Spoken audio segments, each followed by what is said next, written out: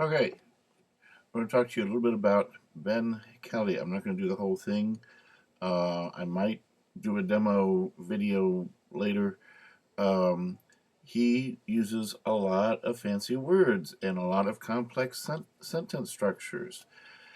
You're going to have to unpack all of that stuff, de-skew it. You're going to have to find where are the verbs, where are the nouns that are hidden as nouns or as verbs, because you have things like the introduction.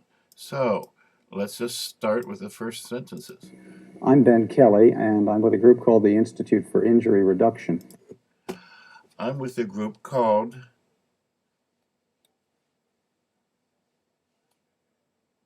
the Residential School for Hurting Little People.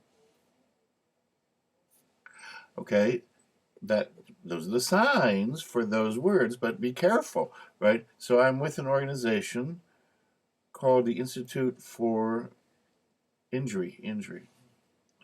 Because you have, okay, so here's the battle.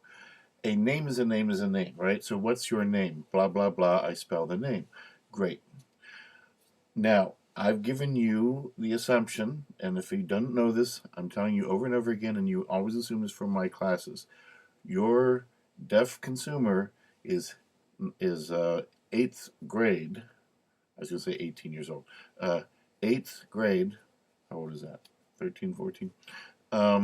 And native fluent ASL, but not really interested and fascinated with fingerspelling. Hasn't connected to English as much as he might. Okay, so you can use any ASL structure, complex kinds of concepts, wonderful. Not going to miss anything. You fingerspell it, it's a placeholder. It's a waste of time. Okay, so the question you ask yourself is this going to be on the test? Will there be a test? And maybe there will, maybe there won't be. If there's a test, then we have to provide ways to pass the test. And the test is going to be using what language? Well, if you're interpreting in school, then the test is going to be in English. And maybe you can interpret the questions into ASL, or maybe you can have an oral exam where the teacher is asking, interviewing, discussing with the student, and you can interpret more freely and not have a limited constraints of a test format. So what do? I want you to work to change it to better ASL. So suppose this person was deaf. Suppose this person was explaining what they do, and maybe we're not so worried about what's the name of the organization and what's on a test. So he works for an organization that tries to reduce injury. Well, this is a verb, to hurt. So I'm trying to hurt less. Oh, so you like medications and like morphine and other pain things, so you don't feel any pain. No, no, no. I don't want you to be hurt. I don't want you to be injured. Well, that's different than feeling pain, isn't it? Right? Okay, so it's a nightmare. How do I deal with this? Okay, so an injury means that something happened. That's hidden, right? Something happened, and that causes you to be pain after the fact of that happened. Aha. Okay, you have to build the meaning, and it might be building paragraphs of meaning sometimes. This is good ASL interpreting, and once you figure out that you need to do it, then you have some hope of doing it. Until you know you need to do it, you're just going to follow. Here's a word. Here's my sign for the word. You figure it out. Okay, there are some deaf people who can do that. What we say is that they deserve half of your paycheck because they finished the job that you started. And so it's really not that you're doing the full job of interpreting. Okay, so my name is Ben Kelly.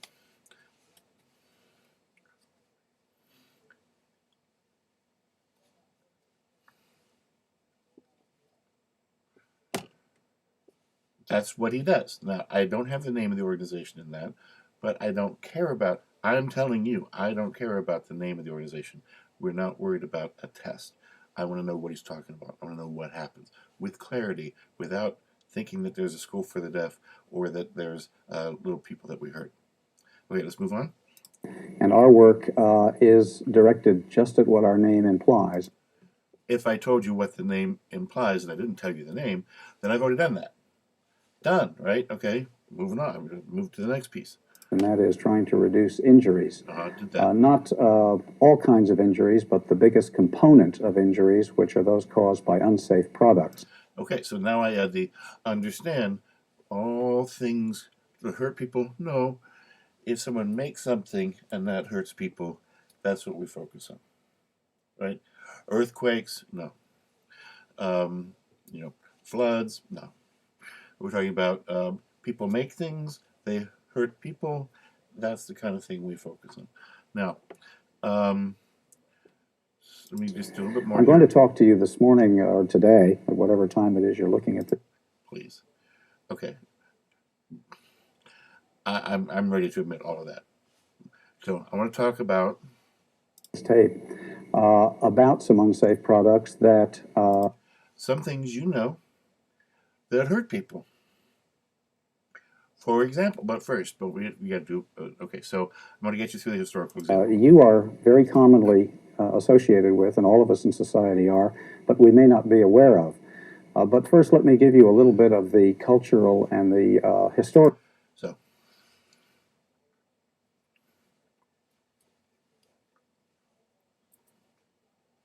okay. Background to how we think about injuries in our society, okay, so, and why it has really taken us so very long to get a good handle on ways to reduce injuries. If you look back into Deuteronomy, the Old Testament laws, you'll find one law that says, very interestingly, that when you build your house, and keep in mind that this was directed at folks living in the Mediterranean in Old Testament times where everybody slept on the roof at night in order to keep cool.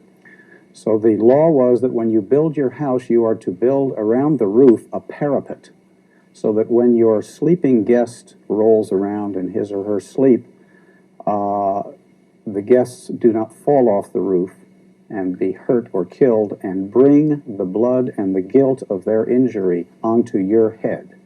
In other words, to put it in modern terms, when you make something that may hurt somebody, do your best in the design of that product to prevent that injury from occurring. But that, as it turns out, is a very, very new concept in our society. Historically and theologically, blame has been placed on victims for their illness and for their injury. And I think you can probably think of many examples of bad people being the alleged explanation for illness and disease and for injury. Lepers were traditionally thought to be victims of God's ill will because they had done something wrong. Sick people through the ages have been treated with a mixture of. Do I want to spell leprosy, or do I want to talk about lepers? I've already talked about the Bible, Old Testament times. If someone goes to church and they know, and they've seen the Jesus story, right? And they've seen the Easter cantata, and you have the healing of the leper. I'm talking about realistic experiences that you can draw from, that you could perhaps draw from to expect that your deaf person has some successful understanding of a concept and has some imagery that you can pull from. Now, if you know these things about the person, wonderful. You don't know this person because I'm giving you a fictional person, an 8th grader who knows ASL but doesn't know English very well. Okay, so maybe if I know that person.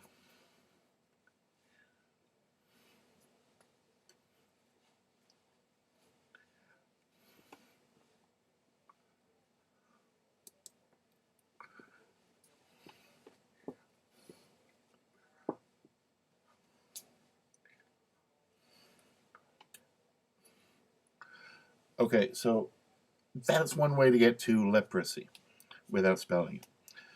Now, it helps if I've been involved in an Easter cantata and I've seen that example and I can draw from it for my own experiences, and you might not have that. But maybe I can work around there and talk about it, or if you want to study what does it mean to be a leper, that's probably more than you need to know. But you could have people who were sick, other people assumed they did something wrong, God has punished them, with, not with, they're sick, why? God punished them, did something wrong. Their fault. That idea changed now. We look to see people hurt, not their fault. What happened? Can we resolve, improve, something like that? Okay, great. So you got the flat roof concept. You've got the concept there. We've got to deal with lap belts. Now, Ben Kelly, and here's Ben over here. This is a CNN, not CNN. This is C-SPAN. He's got 3 videos on C-SPAN. No, I just looked them up. But as you're going to see here, there's some examples. There's some examples of uh, lap belt, lap belt injury, problems with lap belts that when an accident happens, upper body goes, or I have you strain upper body, or I can move my body, right? You have to show these things. Well, what do they look like? Let's see. Anytime will do. Just go ahead and. The absence of a shoulder belt in the rear seat and the resulting injury this causes. And second, the so-called window shade slack-inducing belt. Here we're seeing tests that our organization has run, comparing side-by-side child dummies with and without rear seat lap-only belts and rear seat lap shoulder belts. And we will look now closely at the lap-only belt. The forces concentrated on the midriff of youngsters and adults in these crashes by the lap-only belt are in excess of those focused by those wearing lap shoulder belts by 2 to 5 times. And as a result, even lower speed crashes are commonly producing paraplegia and very serious abdominal injuries, as well as head injuries from the head flinging forward onto the knees or the floor. Government measurements and our own measurements have confirmed this time after time. Here are government tests, which have not been publicly released, but we released these excerpts to you today, showing the same phenomenon for adults. These tests were run at 30 miles per hour. Smack. You'll see the lap-belted dummy again, and you will see visually this tremendous concentration of force in the area that can result in abdominal injuries and lower spinal cord injury. Okay, so you get the kind of paraplegia that Jay will talk to you about in a little while. Okay, so come back to me. Hi there. Okay, so you get the idea of this is like, okay, so how do we classify the body? I've got my legs. Well, I've got my legs seated. Okay, but there's no body, right? And the lap belt doesn't touch any part of this except like it hovers above here. So that's not a good classifier to talk about this. I've got the whole body classifier. Well, that's not very precise, right? I've got something that says thick as my human body across my human body. It's like I'm carrying somebody. So this won't work for the lap belt anymore, and neither will that. But this isn't going to do it because like that's not what we're talking about. When I talk about one part of the body moving, this is the right classifier to use. Here's my head, here's my upper torso, right? And I could maybe have a classifier here, although that's starting to look like it's a Band-Aid. So I need to show that here's me, and here's this thing. And this is what we talked about before, or some of you are experiencing in the same time now. In your Discourse 2, we had the research article about A-B verbs. And A-B verbs are wonderful things for classifier constructions that I show one part of it and I show the rest of it. I show that something happens and I show the consequence, or I show something happens and then I show more detail about what happens. And I could have an A, B, C, D, E verb sequence. Mostly it's going to be classifier constructions. But I need to be careful what I'm doing, and I need to give you the information that's of value to you. So I need to have a way of talking about the seat belt so I need to be able to see it on camera, because if I do this, like, what are you doing? I don't know what you're doing. So I need to be able to see the seat belt, but I need to adjust the camera. A little bit better would be probably helpful, right? So I have a little bit more chance of having lower signing space involved. I could have a seatbelt that's like this, or I could have seatbelts like this. If I do this, I can show slack in my seatbelt, right? So that I put it on. That's a classifier of here's my hand. It's classifying how I interface with the seatbelt. Here's my hand, not how I interface with the seatbelt, but showing the seatbelt itself. And then here's me, my body, showing me being restrained by the seatbelt, or not being restrained by it because it's got some slack. It's flexible, and I might say flexible means what? I I and not right.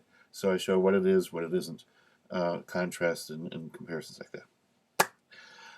So it's a very complex use of ASL is possible, and I'm expecting to see some of those things, but very clear. And if you carefully choose what you're going to show and practice doing it, then of course, why do we do all these things in class? So that you're better prepared for real life, and you don't have to say, wait a minute, I need a half an hour to think about what they just said, and I'll tell you in a minute. No. It'll be simultaneous interpreting in that situation. But you've already thought about some of these complexities. That's why we do this stuff, but we do it as translation, so that you have time. You have time to think about what's going on.